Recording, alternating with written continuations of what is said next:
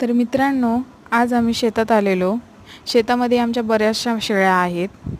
एरवी आमचा गडी जो आहे तो शेळ्यांचं दूध काढत असतो.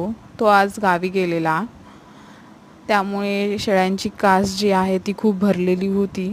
तर मी म्हटलं की चला बाबा आपण काढून घ्यावं दूध. शेळीचं दूध पिलेलं खूप चांगलं असतं, कारण का शेळ्या ह्या 16 जातीच्या वनस्पती खातात. ते शरीराला खूप पौष्टिक आणि हेल्दी असतं. त्यामुळे शेळीचं दूध हे नक्की पिलं पाहिजे सगळ्यांनी.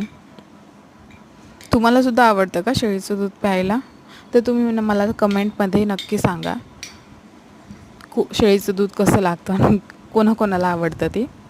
हे माझ्या चुलत सासऱ्यांसाठी आहे. त्यांना शेळीचं दूध खूप आवडतं, त्यामुळेच आम्ही त्यांना आज बॉटलमध्ये घेऊन जातो आहे घरी.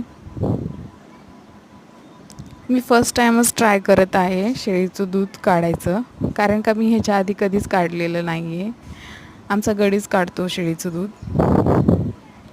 तर मी म्हणजे ट्राय करायला काय हरकत आहे. तर मित्रांनो, तुम्ही सांगा मला शेळीचं दूध काढायला जमतं का?